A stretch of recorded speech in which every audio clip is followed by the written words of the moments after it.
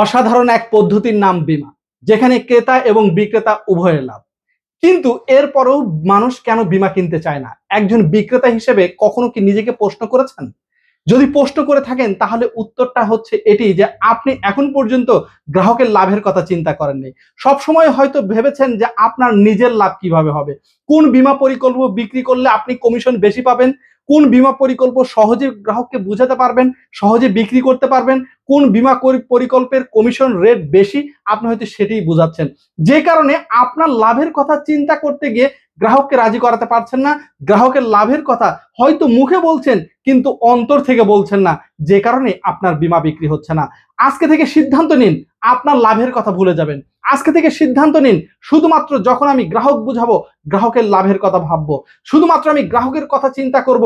গ্রাহকের যদি সামর্থ্য কম থাকে তাহলে তাকে মাসিক পলিসি দিব, গ্রাহকের সামর্থ্য অনুযায়ী বীমা পরিকল্প বোঝাবো। আমরা অনেক সময় যেটা করে থাকি, একজন গ্রাহকের সামর্থ্য যা, সামর্থ্যের চেয়েও তার চেয়ে বেশি অঙ্কের বড় অঙ্কের বীমা পলিসি বিক্রি করে থাকে। যখন একজন মানুষের সামর্থ্য যা তার চেয়েও যখন সে বেশি সঞ্চয় করতে শুরু করে, প্রথম বছর বীমার টাকা সে জমা দিলেও দ্বিতীয় বছর সে আর টাকা দিতে পারে না। তখন কি হয়, এই বীমা পলিসিটি তামাদি হয়ে যায়, বন্ধ হয়ে যায়। তখন বীমা গ্রাহক আর্থিক সুবিধা থেকে বঞ্চিত হওয়ার কারণে বীমা সম্পর্কে নেতিবাচক ধারণা তৈরি হয়। তখন সে বলতে থাকে বীমা কোম্পানি টাকা মেরে খায়, বীমা কোম্পানি টাকা দেয় না, আমি বীমা করেছি বীমার টাকা পাইনি। এর জন্য দায়ী কে? আপনার আমার মতো বীমা কর্মকর্তারাই দায়ী। এখন থেকে যদি আপনি বীমা গ্রাহকের লাভের কথা চিন্তা করেন, বীমা গ্রাহকের সঙ্গে কথা বলে যদি আপনি দেখেন সে কত টাকার বীমা চালাতে পারবে, সে মেয়াদ শেষ পর্যন্ত এই পরিমাণ টাকা জমা দিতে তার কোনো কষ্ট হবে কিনা, সেই অনুযায়ী যদি তার বীমা পরিকল্পনা সেট করেন, বীমা অঙ্ক যদি সেট করেন, তাহলে দেখবেন সে আগ্রহী হবে, বীমা পলিসি সচল থাকবে। তাহলে আজকে থেকে আপনি সিদ্ধান্ত নেবেন, আমার লাভের কথা নয়, আমি গ্রাহকের লাভের কথা চিন্তা করব। আবার অনেক সময় গ্রাহক বলে থাকে যে আমি তো ভালো বীমা বুঝি না, যেটা ভালো হয় আপনি একটা করাই দেন। তখন আপনি কি মনে করেন, এই তো সুযোগ পেয়ে গেলাম, গ্রাহক বলেছে আমার যেটা ভালো হয়। তখন আপনি কি করছেন, আপনার মন মতো একটি পলিসি বিক্রয় করছেন। গ্রাহক তো জানবে না, এটি খুবই স্বাভাবিক। কিন্তু আপনি একজন বীমা বিক্রেতা হিসেবে, বীমা প্রতিনিধি হিসেবে, আপনি বীমা কোম্পানির প্রতিনিধি, একই রকম ভাবে সেই গ্রাহকের প্রতিনিধি হয়েও কিন্তু আপনি কাজ করছেন। গ্রাহককে কোম্পানির সঙ্গে আপনি পরিচয় করিয়ে দিচ্ছেন। গ্রাহকের দায়িত্ব আপনাকে নিতে হবে। গ্রাহকের জন্য যেটি ভালো হবে, তার জন্য, তার সন্তানের জন্য যদি শিশু নিরাপত্তা বীমা যদি ভালো হয়, শিক্ষা বীমা যদি ভালো হয়, তার অবসরকালীন জীবনের জন্য যদি পেনশন বীমা ভালো হয়, তার সুস্বাস্থ্যের জন্য যদি স্বাস্থ্য বীমা তার নেওয়া প্রয়োজন হয়, তার সহযোগী বীমা যদি তাকে দেওয়ার দরকার হয়ে থাকে, অ্যাক্সিডেন্টাল বীমা যদি তার মূল বীমার সঙ্গে যুক্ত করতে হয়, তাহলে এই বিষয়গুলো তার সঙ্গে আলোচনা করতে হবে। আপনি মনে করছেন সহযোগী বীমা দিয়ে আমার লাভ কি? সহযোগী বীমা দিলে, পিডিএবি দিলে তো আমি কোনো কমিশন পাবো না, সেইখান থেকে আমার সুবিধা দিয়ে আমার কি হবে? তার চেয়ে আমি মূল বীমা অঙ্কটা আরেকটু বাড়িয়ে দেই। যদি বীমা অঙ্ক বাড়িয়ে দেই তাহলে আমার কমিশন বেশি পাবো। মেয়াদটাও আপনি বাড়িয়ে দিচ্ছেন। এরকম অনেক নির্লজ্জ আমি বীমা কর্মীকে দেখেছি। বীমা গ্রাহকের সঙ্গে আলোচনা করছে 10 বছর 12 বছর মেয়াদ, কিন্তু অফিসে এসে বীমার মেয়াদ করে দিচ্ছে 16 বছর 20 বছর। এ সকল বীমা কর্মীর জন্যই আজকে বীমা শিল্পের এই অবস্থা। সচেতন বীমা গ্রাহকরা হয়তো বীমা দলিল পাওয়ার পরে দেখে যে আমার বীমার মেয়াদ কত, কিন্তু সকল বীমা গ্রাহক তো সেরকম ভাবে এখনো সচেতন নয়।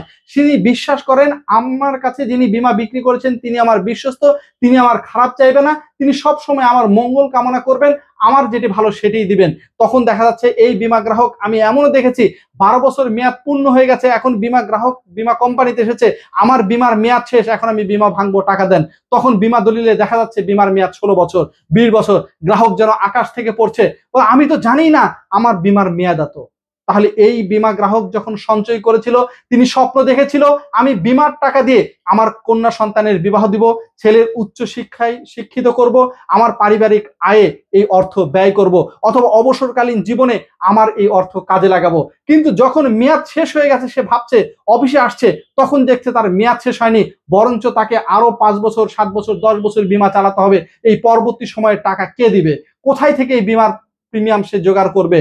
এখান থেকেই কিন্তু বীমা গ্রাহকের মনের মধ্যে নেতিবাচক ধারণা তৈরি হয়। তাহলে আজকে থেকে আপনি একজন ভালো বীমা কর্মী হতে চাইলে আপনার কমিশনের কথা, আপনার লাভের কথা ভুলে যান। বীমা পেশাজীবী হিসেবে দায়িত্বর সঙ্গে আপনি নিজে প্রতিজ্ঞাবদ্ধ হন যে আমি যতদিন কাজ করব বীমা গ্রাহকের জন্য কাজ করব, যতদিন কাজ করব বীমা গ্রাহকের লাভের জন্য কাজ করব, বীমা গ্রাহকের ভালোর জন্য কাজ করব, কল্যাণের জন্য কাজ করব। বীমা গ্রাহককে কিভাবে সুবিধা বাড়িয়ে দেওয়া যায়, কিভাবে তাকে লাভ করিয়ে দেওয়া যায়, কিভাবে তাকে একটি ভালো বীমা পরিকল্পের পরিকল্পনা দেওয়া যায়, বুদ্ধি দেওয়া যায়, সেই অনুযায়ী কাজ করব। যদি এটা আপনি করতে পারেন, যদি অন্যের কল্যাণে যদি নিজেকে নিবেদিত করতে পারেন, গ্রাহকের জন্য যদি কাজ করতে পারেন, গ্রাহক দেখবেন একজন গ্রাহক থেকে আপনি আরো গ্রাহক পাবেন, আপনার অগণিত রেফারেন্স গ্রাহক পেয়ে যাবেন, আপনার আয় বেড়ে যাবে। তাহলে গ্রাহকের লাভ মানেই আপনার লাভ। তাহলে আজকে থেকে যেটি করতে হবে, নিজের লাভের কথা ভুলে গ্রাহকের লাভের কথা চিন্তা করুন। গ্রাহকের লাভবান হওয়া মানেই আপনার লাভবান হওয়া। তাহলে আজকের আলোচনা এ পর্যন্তই। ভালো থাকবেন, সুস্থ থাকবেন, ধন্যবাদ।